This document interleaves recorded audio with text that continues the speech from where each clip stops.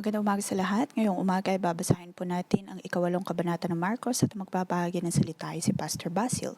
Mababasa po natin dito ang pagpapakain ng Panginoong Hesus sa 4,000.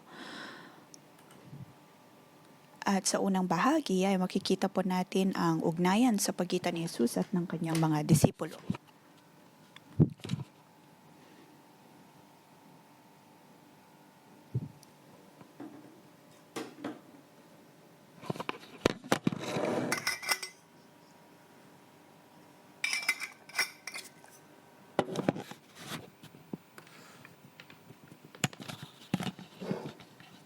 Nangyari na ito sa ilang kabanata bago dito na ang Panginoong Hesus ay nagpakain ng 5,000.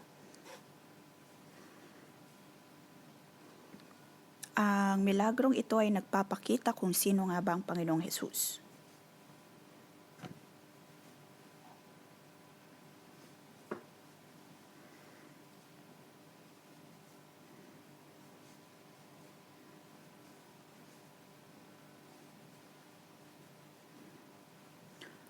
Kung tunay na nauunawaan ng mga disipulo kung sino ang Panginoong Hesus, hindi na sila magtatanong kung para saan ang pagkain na kanyang hinihingi.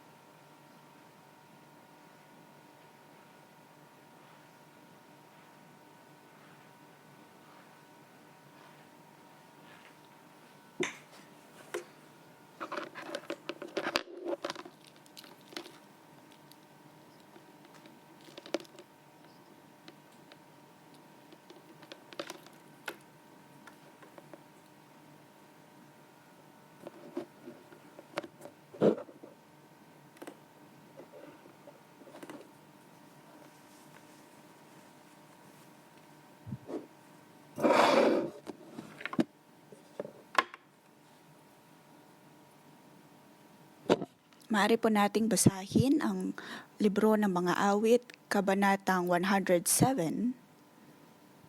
Dito mababasa natin ang ugnayan nito sa pagpapakain ng 4,000. Ang awit na ito ay awit para kay Mesaya.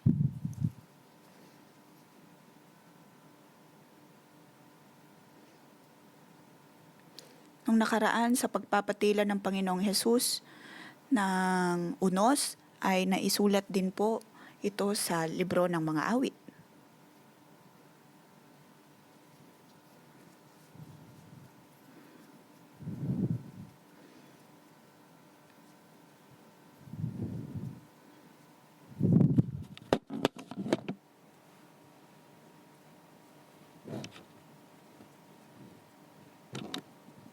Nakikita lamang ng mga disipulo ang himala na ginagawa ng Hesus, ngunit hindi nila ito naisa sa puso.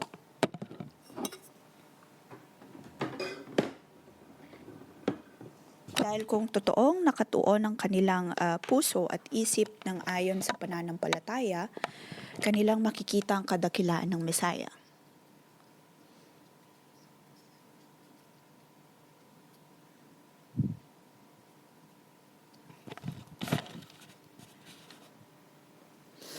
Maaring inaasahan ng Panginoong Hesus na sabihin nila, ako na ang gagawa ng bagay na ito, ang paghahanap ng tinapay at ng isda. Dahil nangyari na ito dati pa.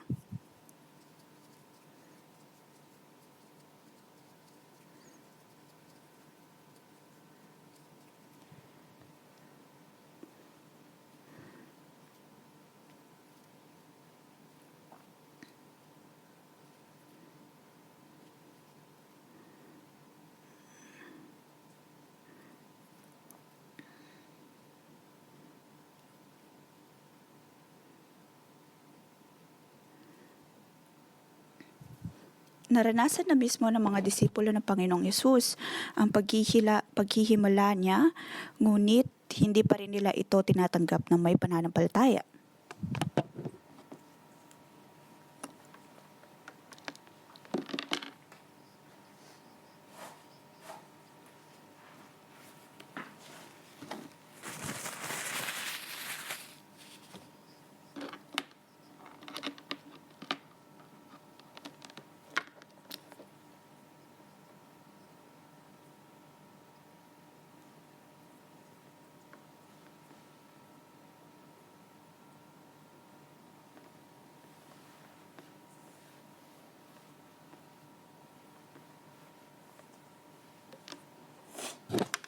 Unang bagay na dapat po natin gawin ay ang isuko natin ang ating sarili sa Diyos. Kahit anumang mayroon tayo ay para sa Diyos. Gawin lamang natin kung ano ang kanyang itinuturo, ano ang kanyang iniutos, at siya na ang bahalang gumawa ng himala sa atin pong mga buhay.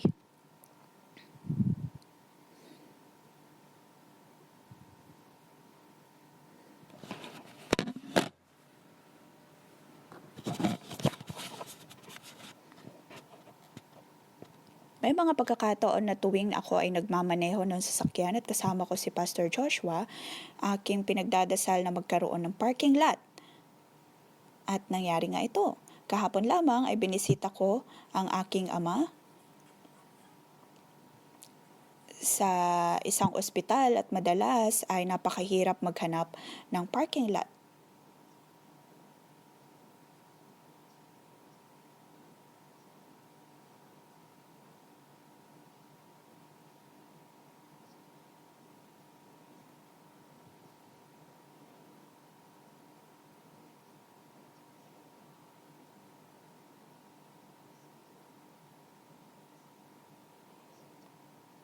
Minsan din ay nabanggit ko kay Pastor Ruby na napakahirap maghanap ng parking lot. Ngunit idineklara ni Ruby na magkakaroon ng parking lot at pagdating nga namin doon ay mayroong parking lot. At iyon na mismo ang huling parking lot na naroon. Tunay nga na napakabuti ng Diyos. Tunay na ayon sa pananampalataya, makikita po natin ang pagmimilagro ng Diyos. Kahit ang mga maliliit na bagay, kung sasampalatayanan po natin ang Panginoon, makikita po natin ang mga milagro. Kung atin pong isusuko sa Diyos ang kung anumang nasa ating pinagdarasal, tayo ay tutulungan ng Panginoon.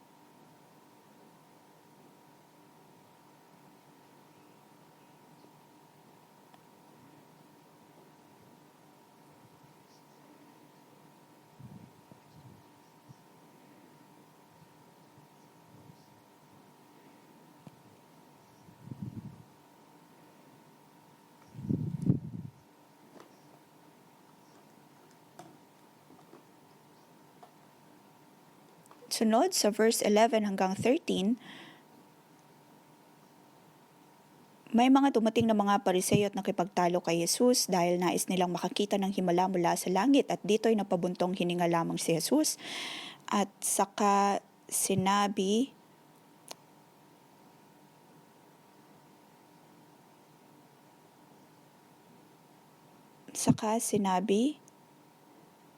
na sila ay kulang sa pananampalataya.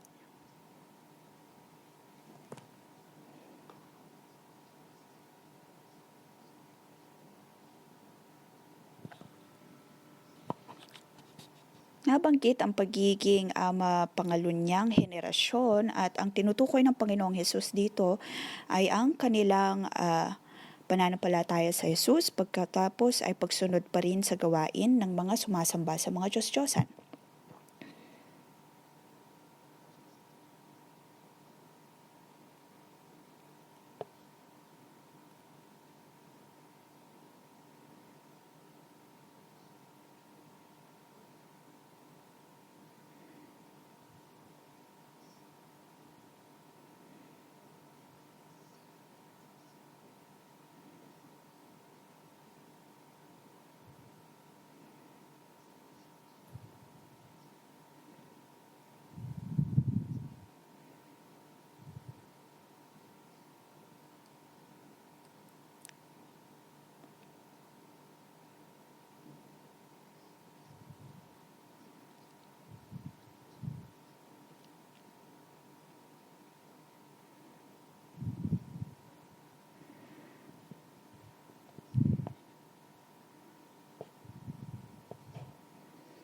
Dito sinasabi ng Diyos na sila ay mapangulo niyang henerasyon dahil kahit anumang gaano karaming himala ang kanyang ipapakita,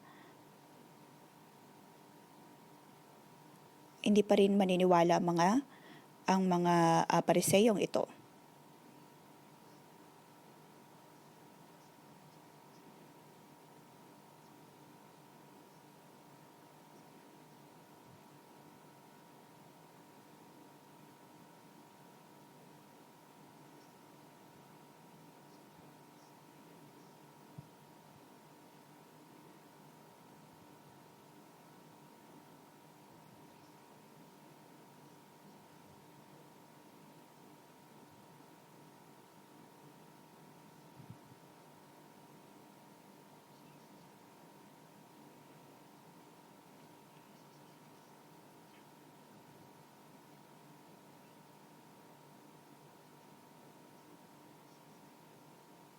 Dito, binalaan ng Panginoong Yesus ang kanyang mga disipulo at mga tagapakinig na huwag magkaroon ng pampalsang ginagamit ng mga pariseyo.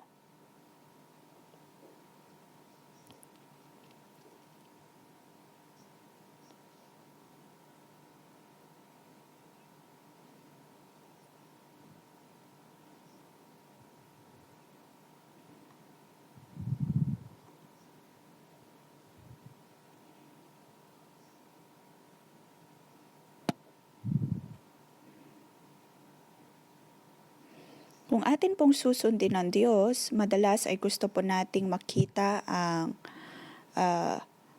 ang milagro ng Diyos.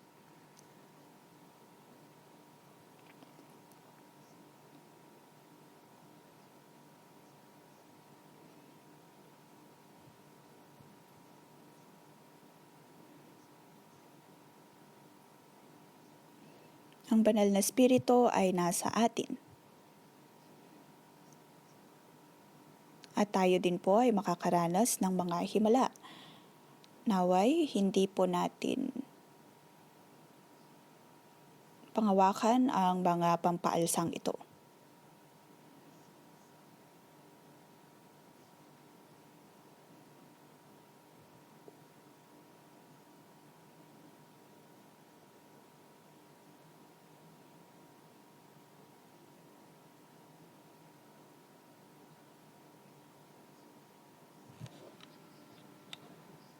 Kahit na pasikretong nagdidiskusyon ang mga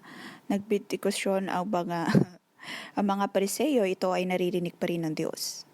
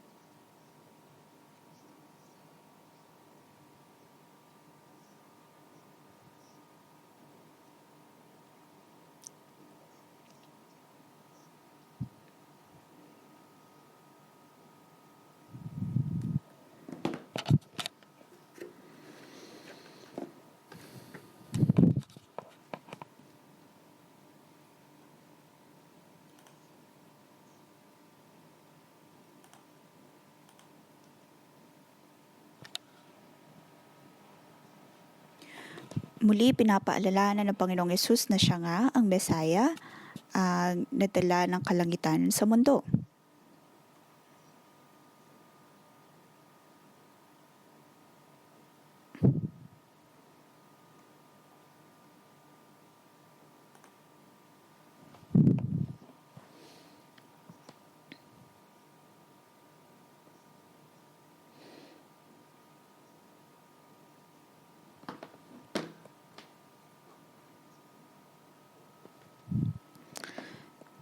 Sabi ng Panginoong Yesus dito, bakit ninyo pinag-uusapan kayo ay walang dalang tinapay? Hindi pa ba kayo nakakaintindi? Wala kayong mata, hindi makakita, walang tenga, hindi makirinig? At hindi ba nila nakita ang himala na kanyang ginawa?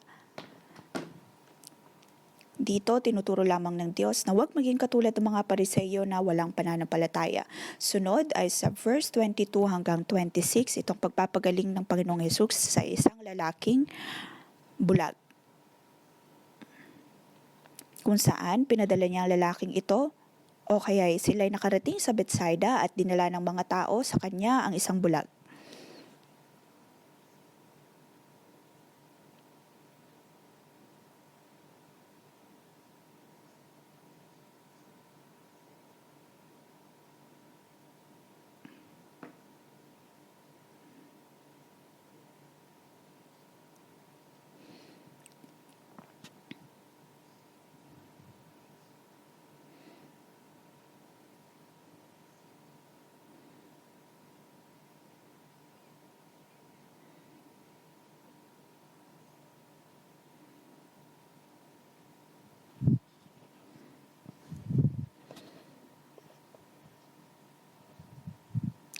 Sa Bethsaida, doon din ay kahit na marami ka ng nagawang mga milagro, naroon pa rin na hindi nananampalataya mga tao.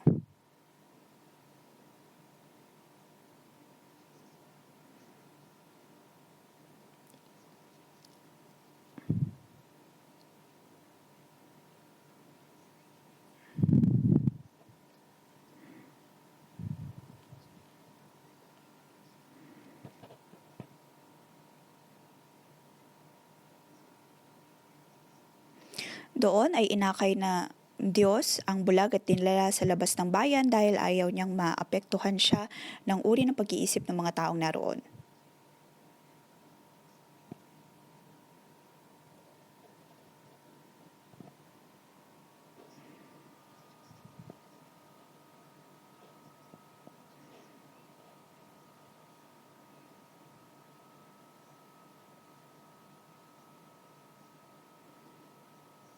Doon ay dinuraan ng Diyos ang kanyang kamay at tinakpan ng mga mata ng bulag na ito ng kanyang kamay at tinanong, may nakikita ka ba? Saka sumagot ang lalaki at sumagot, nakakakita po ako ng mga tao ngunit para sila mga punong kahoy na naglalakad. Muling inilagay ni Jesus ang kanyang mga kamay sa mga mata ng bulag. Sa pagkakataong ito, tuminging mabuti ang bulag na numbalik ang kanyang paningin at nakakita na siya ng malinaw. Sinabi sa kanya ni Jesus, maaari ka nang umuwi, huwag ka nang bumalik sa bayan.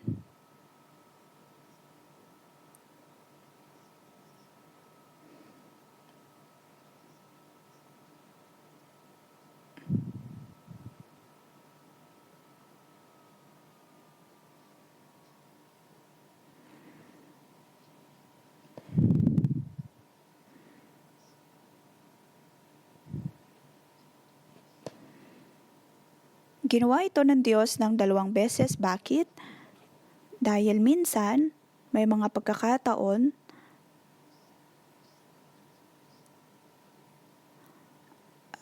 mayroon pong iba't ibang level.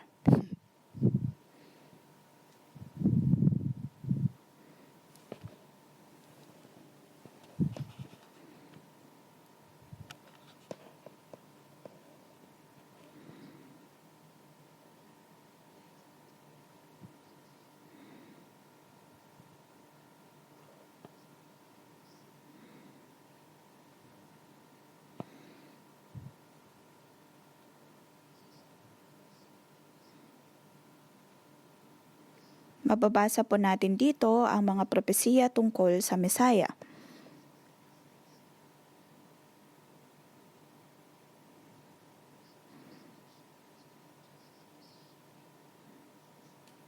Pinapakita ng Diyos kung ano ang kanyang ginagawa, lalo na sa buhay ng kanyang mga disipulo.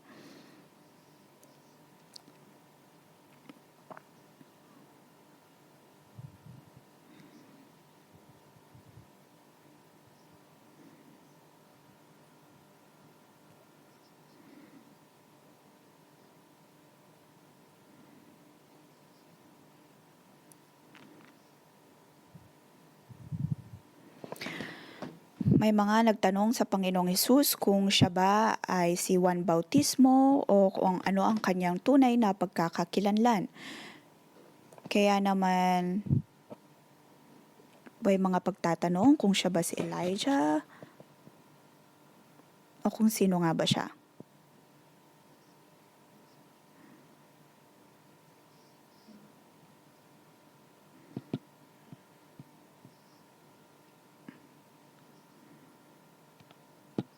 Naroon ang salita ng Diyos, ngunit hindi pa rin nauunawaan ng mga tao kung sino nga ba siya.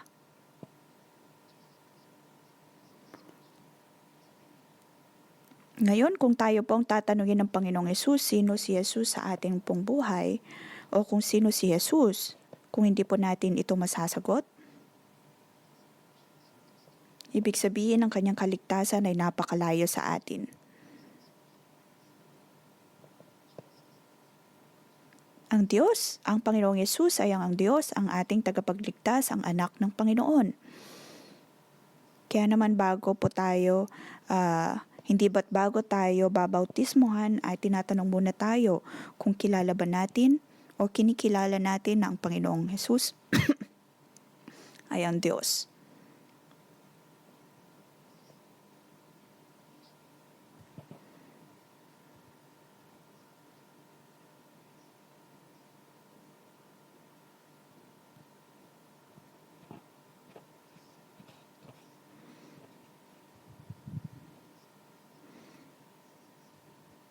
Ngunit di tulad ng iba, sumagot si Pedro, ikaw ang Panginoong Hesus.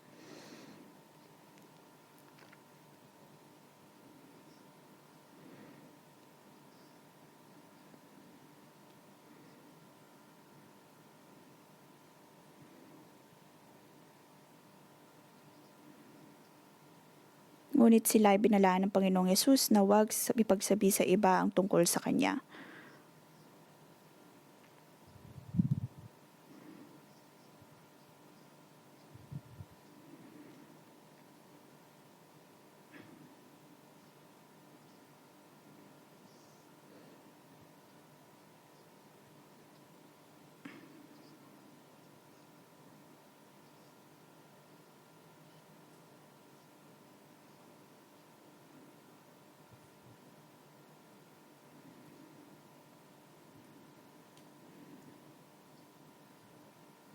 Ang tunay na pagkilala sa Diyos ay hindi lamang pag-alam ng Kanyang pangalan, bagkus ay pag-alam din kung paano nga ba mamuhay ayon sa Kanyang kalooban.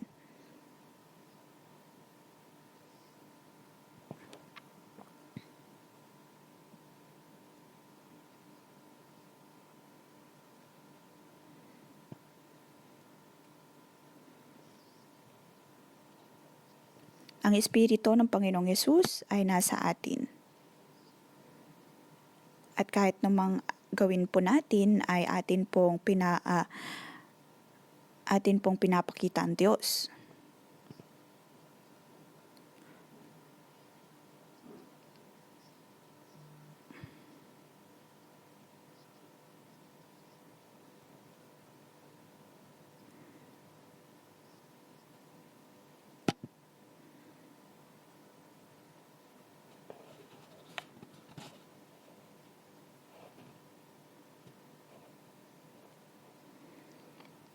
Dito po na ituturo mula na sa verse 31 hanggang 38.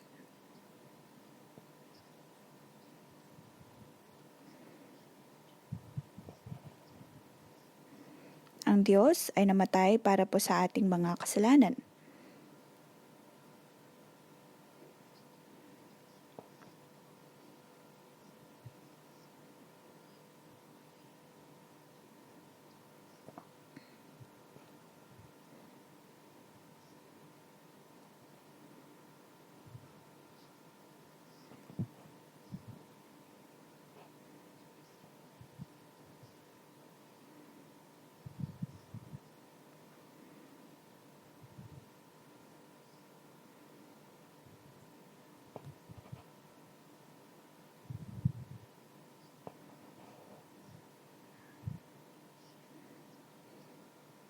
Sa atin pong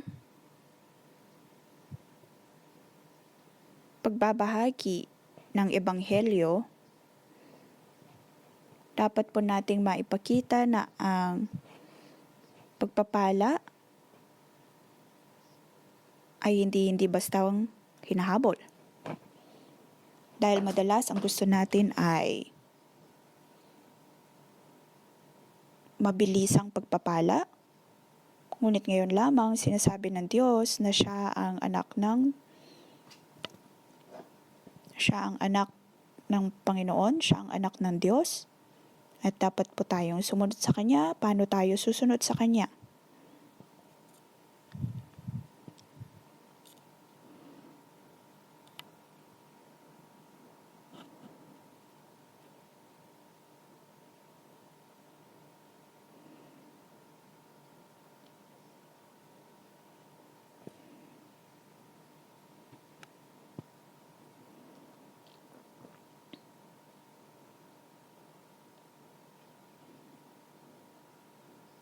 Madalas ang pag-atake ng kaaway ay hindi sa paraang sila ay katakot-takot, bagkus sila ay darating sa paraang nakakaakit kung kaya naman mabilis po tayong maloko.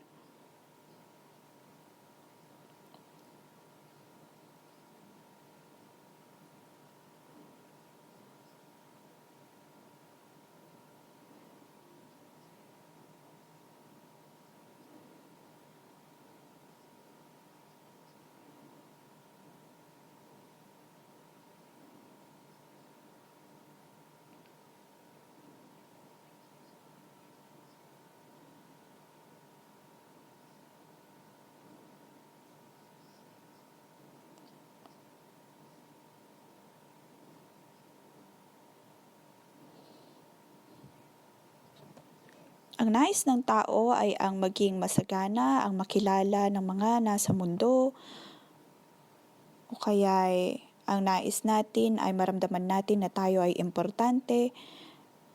Ngunit isang bagay na dapat po nating alalahanin sa ating pagsunod sa Diyos ay ang isuko ang lahat-lahat sa atin at ang kaya nating isuko kahit ang sarili nating pagkakakilanlan.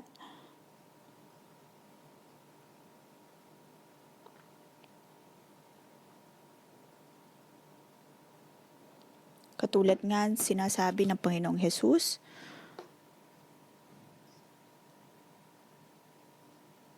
sa verse 34, ang sinumang nagdanais sumunod sa Kanya ay dapat na itakwil ang kanyang sarili, pasanin ang kanyang krus at sumunod sa Kanya.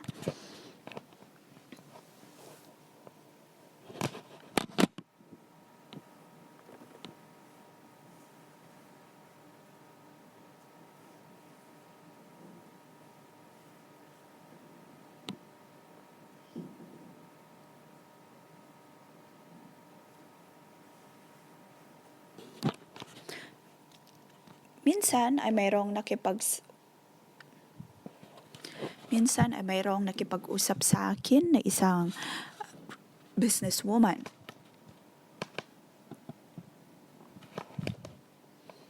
Na gusto niyang gumawa ng isang proyekto para sa Halloween. At kung tutuusin, ito ay magdadala ng malaking pera sa kanya. Ngunit ang Halloween ay hindi pang Kristiyanong ganap. Kung kaya naman, pinili ng babaeng ito, ng businesswoman na ito, na isuko ito dahil alam niyang hindi ito tama. Ganito po ang sakripisyo na ating ginagawa, lalo na sa pagsunod sa Panginoong Hesus. Hindi na po tayo nabubuhay para sa ating sarili, bagkus ay sinasampalatayanan natin na ang ating buhay ay para rin sa Diyos.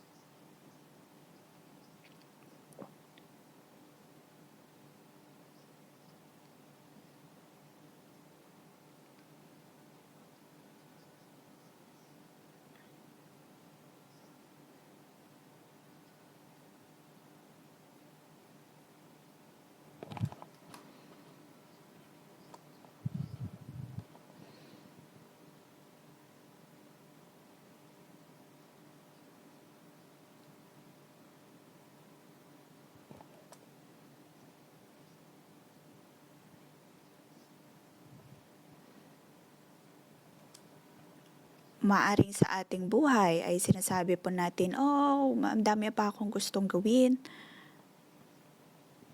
Ngunit ang katanungan ay kung kaya po ba nating isuko din ang lahat ng ito para sa Panginoon.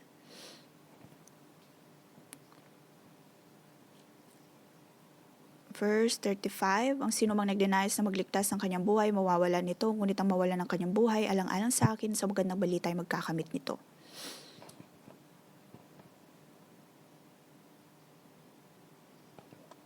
May mga pagkakataon na gusto nating panghawakan ng ating seguridad sa ating buhay.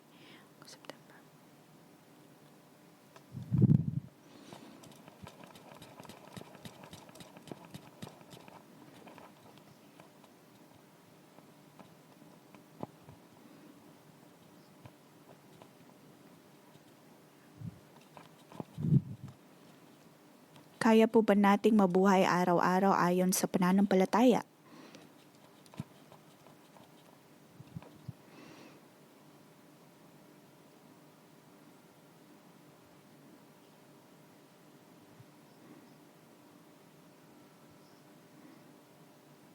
Last week ay inanyayahan ko si Deborah na magbigay ng patotoo at kanyang ibinahagi na minsan ay meron lamang siyang $18 sa kanyang pera.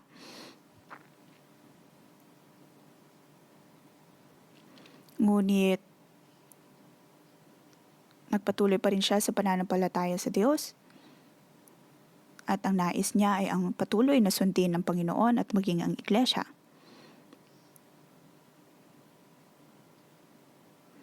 Hanggang sa bigla na lamang, may nag-alok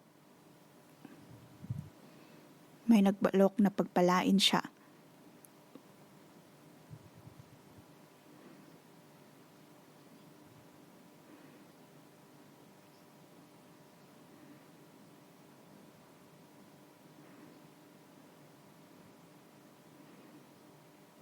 Bawat araw siya ay nabubuhay ayon sa pananampalataya.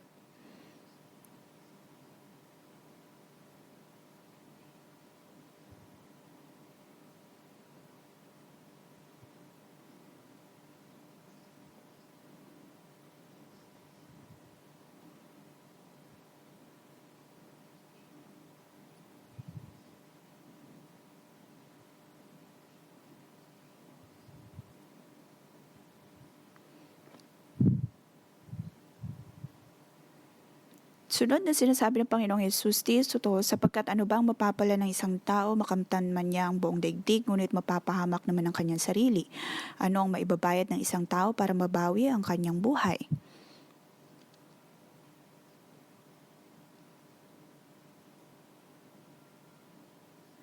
Kung nabubuhay lamang po tayo para sa ating sarili,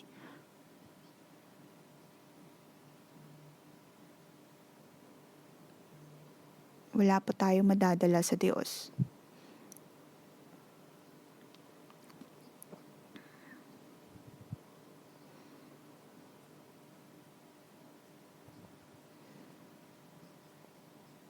Naway wag po tayong madala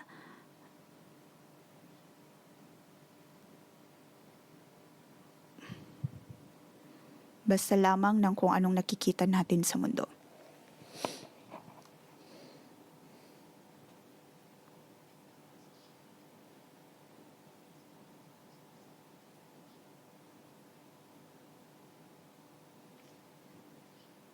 Verse 38, kapag ikinihaya ninyo ako at ang aking mga salita sa harap ng mga taksil at makasalanang mga tao sa panahong ito, ikakahiya rin kayo ng anak ng tao pagparito niya na taglay ang dakilang kapangyarihan ng kanyang ama at kasamang mga banal na anghel. Tayo ay binibigyan po ng Diyos ng perspektibo. Maaring tawanan po tayo ng iba. Mababa ang pagtingin sa atin, ngunit isang araw sa buong mundo, tayo din po ay itataas ng Diyos.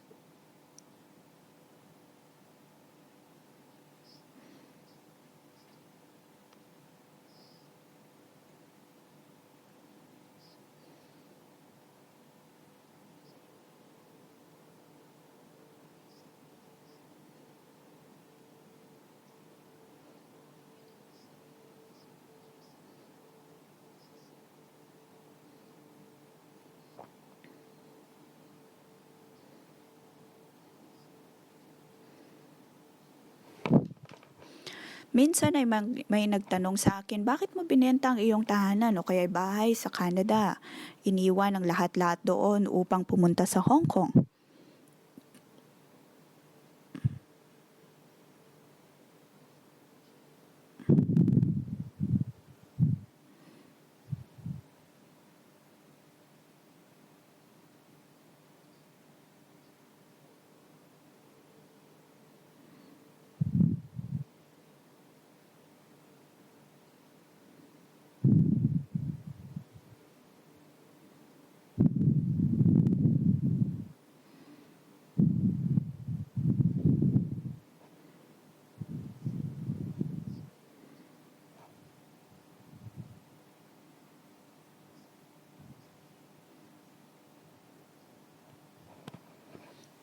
Ang milagro ng kasaganaan ay patuloy na ipinapadalama ng Diyos sa akin. Kahit na umalis ako sa Canada, naroon ang pagkilos ng Diyos sa amin pong buhay.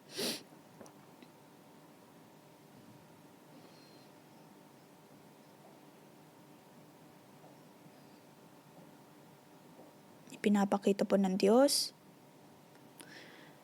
ang lahat ay dahil sa kabutihan niya.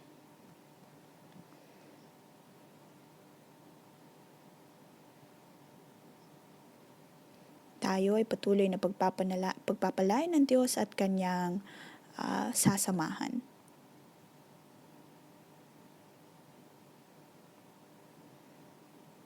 Panginoon, ikaw ay aming kasama. Ikaw ang Diyos na patuloy na sasama sa amin.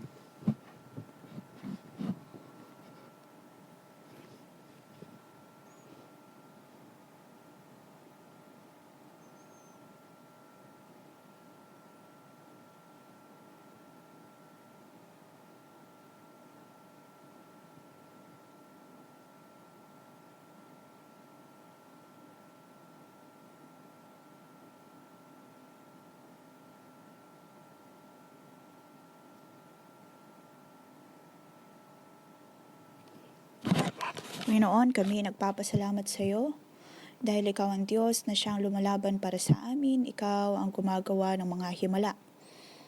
Sa pang-umagang debosyon ngayong umaga, nais po nating magpasalamat sa Diyos. Anong uri ng milagro ang ginawa ng Diyos sa atin pong mga buhay?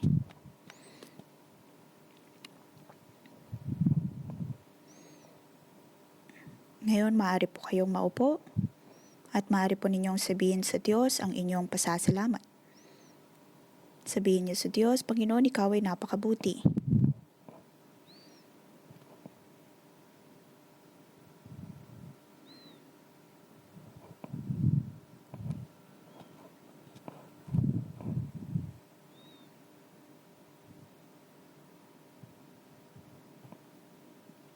Panginoon, pinupuri ka namin dahil ikaw ay mabuting Diyos. Sa pagharap po namin ng mga problema,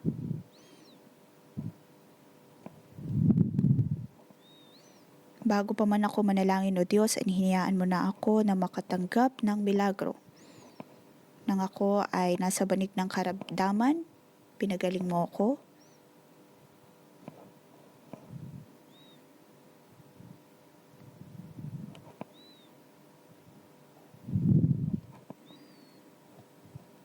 Bawat araw ay tinutulungan mo akong tumanggap, makaranas ng milagro, himala.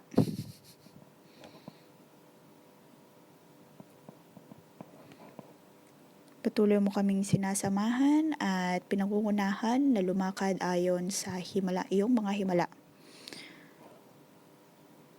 Sa aming pagsunod sa iyo, kami ay nakakaranas ng himala.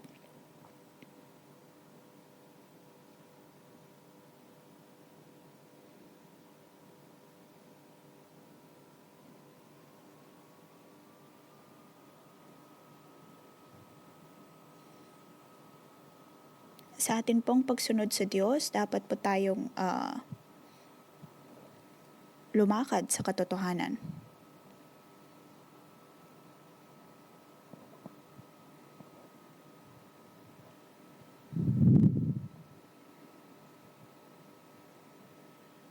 Tayo po ay magbahagi sa Diyos ano ang mga bagay na ating isinusuko para sa Diyos. At ano ang mga milagrong naranasan natin sa ating pagsuko. Sunod, mga bagay na dapat pa nating isuko upang makasunod sa kalooban niya.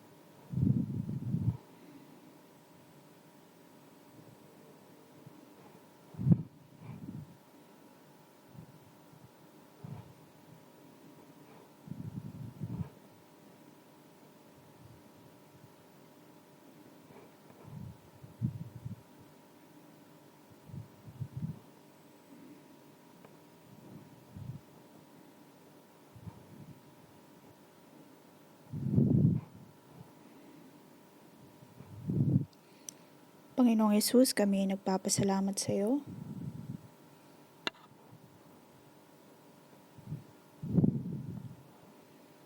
Panginoon, sa aming pagbabalik tanaw, ang lahat ay dahil sa iyong habag at biyaya. Panginoon, maraming salamat.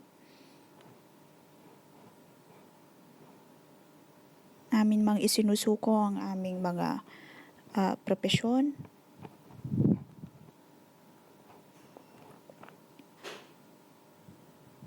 Panginoon, sa pagsuko namin ng lahat ng ito, ang lahat ay para sa iyo.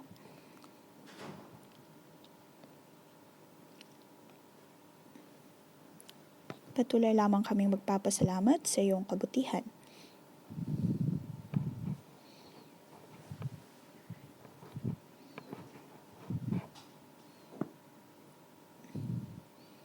Ang kasaganaan na nagmumula sa iyo ay hindi po namin mabili kahit ng anumang halaga ng pera. At ang milagro na iyong pinapakita sa amin lamang pong masasabi, O Diyos, na ang kapayapaan ay nagmumula sa iyo. Panginoon, sa tuwing sinasabi mo na isuko ang aming sarili, ang nais mo ay ang mapagpala kami.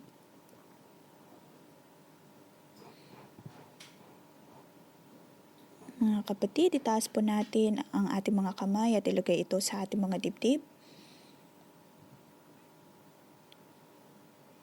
Ipanalangin po natin na sa mga susunod na araw ay isuko nga po natin ang ating buhay sa Diyos.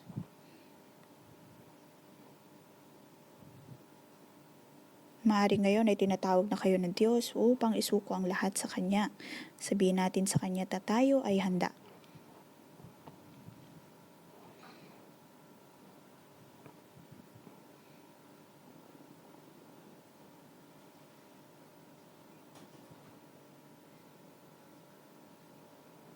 Tayo po ay manalangin sa Espiritu at sabihin sa Diyos na siya ang ating katulungan.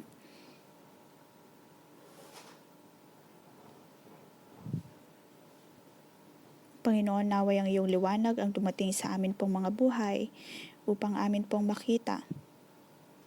Hindi kami magiging bulag na uri ng tao, nais namin makita ang iyong liwanag sa amin pong mga buhay.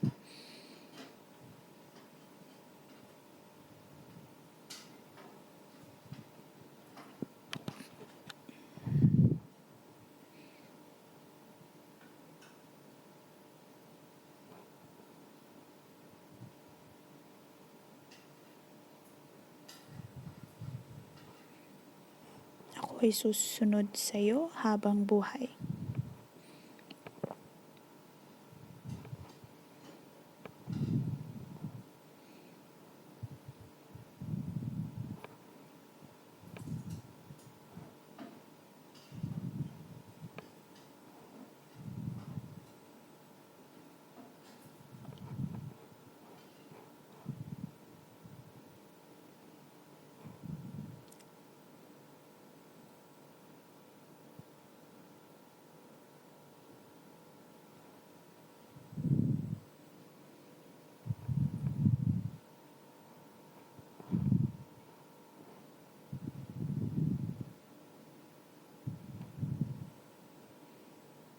Sa atin pong pagpupuri, sabihin natin sa Diyos, ikaw ay aming susundin. Ngayon lamang sa atin pong pagbabahagi, tayo po ay katulad ng nasa Bethsaida. Minsan, sa pagpapaalala ng ating mga cell leader sa atin o kaya ay pinapaalalahanan tayo ng ating mga kaibigan, ito ay ating tinatanggahan at lagi tayong may mga pagdadahilan sinasabi na hindi natin kaya. Ngunit ang kabulagan na ito ay nagiging dahilan upang hindi tayo lumago.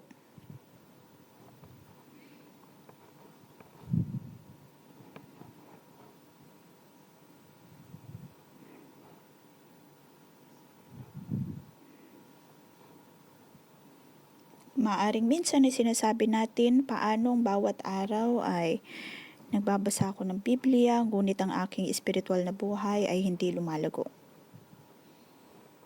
Ngayon, kung kalooban natin o kaya nais natin na tunay na lumago, ipanalangin natin ang ating sarili. Sabihin natin sa Diyos, Panginoon, ayaw kong manatili sa sitwasyon na ito. Aking iniimbitahan ang bawat cell leader, bawat coworker, kung mayroon po kayong nakikita sa inyong paligid na inilalagay ang kanilang kamay sa kanilang mga dibdib.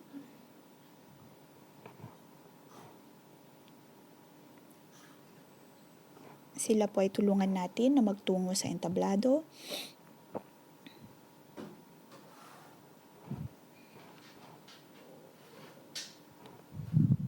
Ito ay bilang pagpapakita na tayo ay handang sumunod sa Diyos.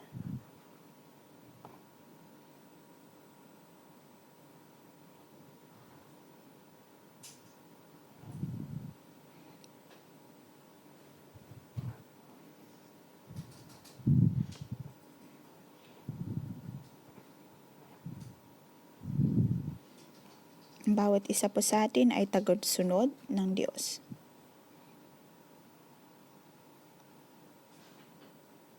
Dapat po nating hiligin sa Diyos na tanggalin niya ang ating bawat pagkabulag.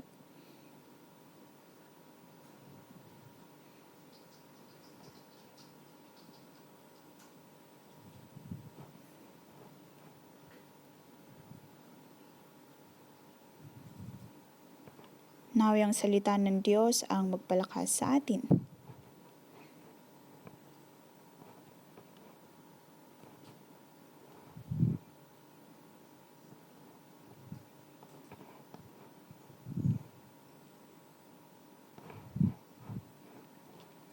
Tingnan po natin ang cross at tayo ay patuloy na manalangin.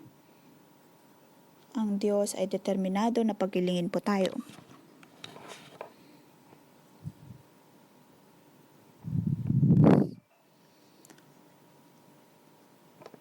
Sino bang nagnanais sumunod sa akin ay dapat itakwil ang kanyang sarili, pasanin ang kanyang krus at sumunod sa akin. Ngayon, Panginoon, ang nais namin ay ang sumunod sa iyo. Sa iyong kabutihan, sa iyong kalwalhatian, aming ipinoproklama na kami ay susunod sa iyo. Alam namin, O Diyos, na tutulungan mo kami na mapagtagumpayan ang bawat naming paghihirap. Higit ng iyong pag-ibig.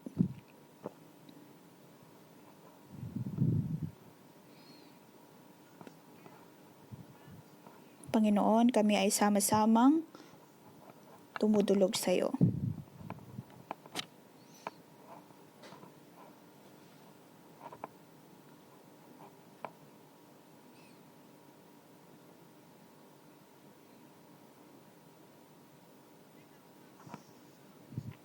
Palambutin mo, O Diyos, ang aming mga puso. Dahil ikaw ang Diyos na siyang naghahari sa amin pong mga buhay. Pagalingin mo, O Diyos, ang aming bulag na mga mata. Tanggalin mo, O Diyos, ang katigasan ng amin pong mga puso. Ikaw ang natatanging Diyos na aming nais. Tayo po ay manalangin.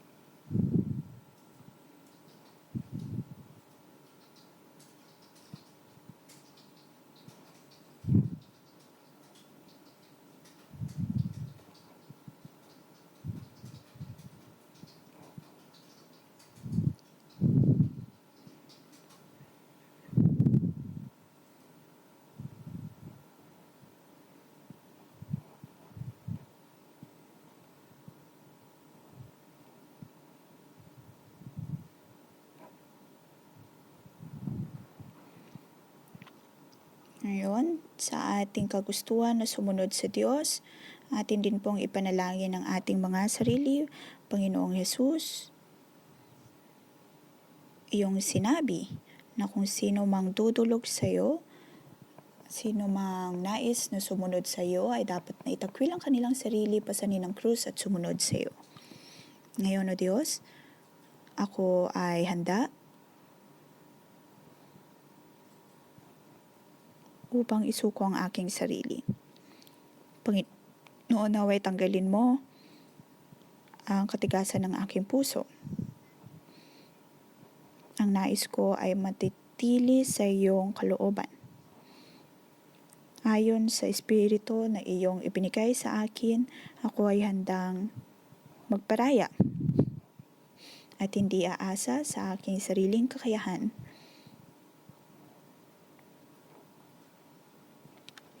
At hindi na mabubuhay sa takot. Hindi dapat matakot.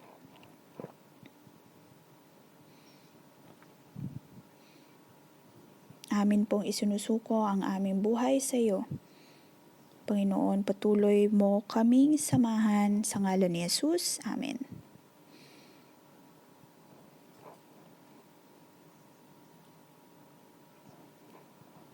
Mga kapatid, next Wednesday sa susunod na Merkules,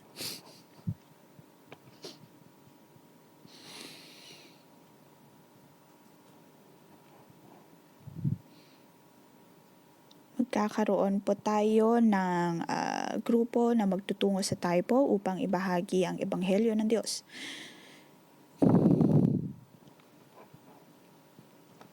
At naway ang mga taong patuloy na namumuhay sa kalungkutan, sa kadiliman,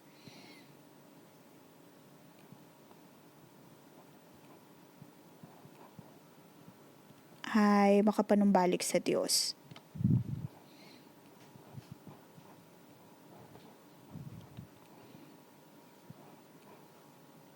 Maaari po tayong dumalo sa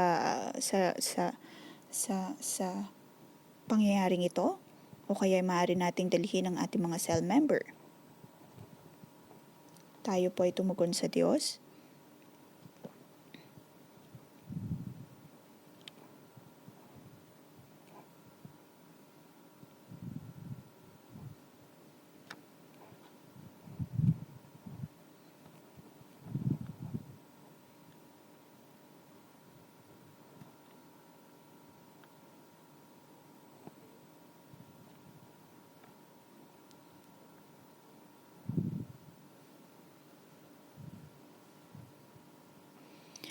Panginoon, kami ay nagpapasalamat sa iyo. Ngayon ay sinasabi mo sa amin, nakikita namin ang iyong milagro.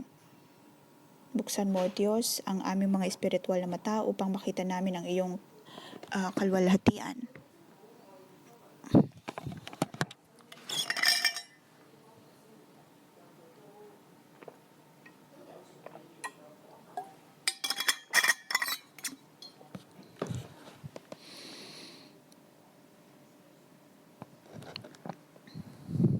Panginoon, naway ihanda mo ang aming mga puso.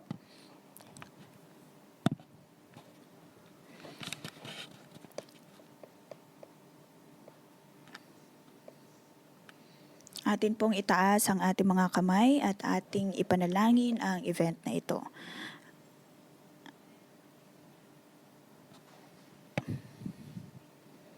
Ang Espiritu ng Diyos nawang maghari sa Taipo. Panginoon, naway pagpalain mo ang Taipo at naway matanggap nila ang iyong kaligtasan.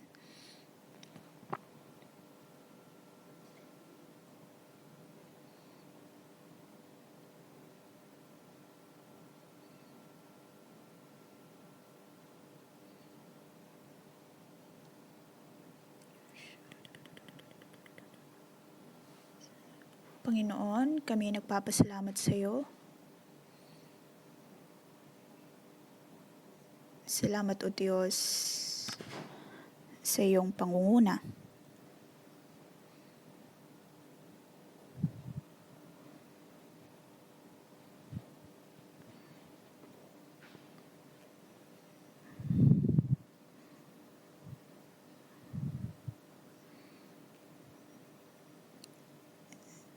Saan man kami magtungo, O Diyos,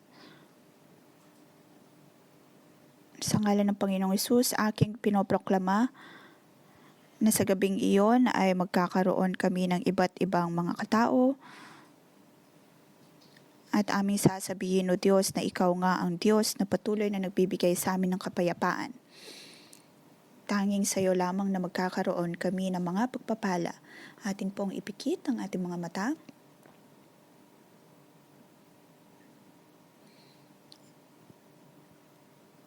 Aking inibitahan ng bawat isa,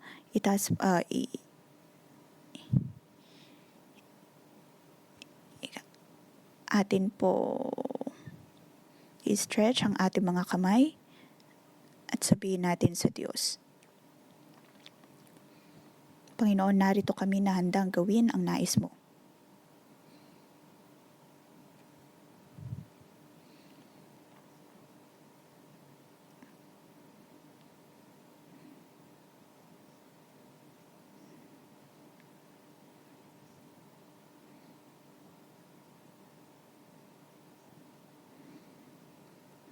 Panginoon, aming sinusuko ang bawat naming kagustuhan, ang aming pisikal na pangangailangan, ang aming mga kahinaan.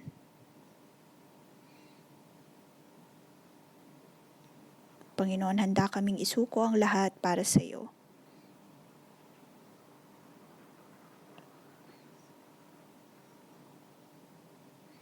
May mga pagkakataon na na kami ay naaabala o kaya ay nagdududa pagdating sa aming mga pangangailangan. May katigasan ang aming mga ulo na kahit nakikita na namin ang milagro na nagmumula sa iyo. Ngunit sa tuwing may mga pagsubok, ang aming puso ay nagiging malamig. Ngunit ngayon, O Diyos, ay handa kaming isuko ang lahat sa iyo. Kahit na ngayon, O Diyos, ang aming kamay ay napapagod. Ngunit, Banal na Espiritu, naway bigyan mo kami ng kalakasan. Handa kami, O Diyos, na sundin ka. Ito po ang aming kalooban. Naway magpadala ka, O Diyos, ng mga anghel na tulungan kami. May mga pagkakataon na hindi namin kayang bitbitin ang aming krus.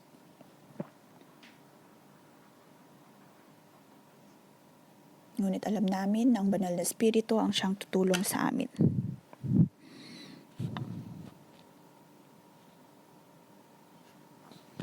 Panginoon, Ikaw ay may habag at biyaya para sa mga nangangailangan.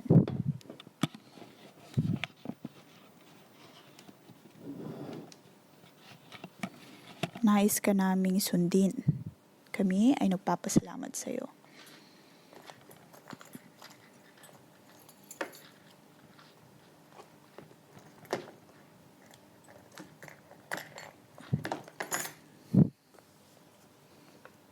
Panginoon, alam namin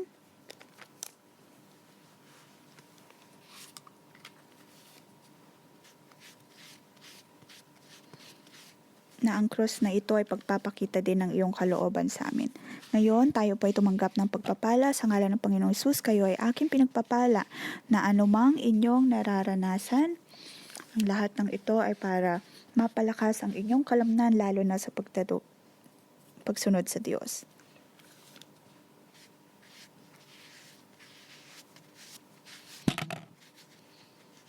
Sa ngalan ng Panginoong Hesus, naway magkaroon kayo ng kalakasan.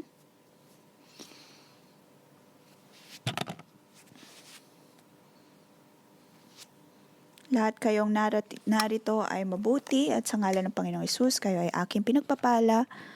Sa ngalan ni Hesus, Amen. Dito po nagtatapos ang ating pangumagang debosyon. Magandang umaga.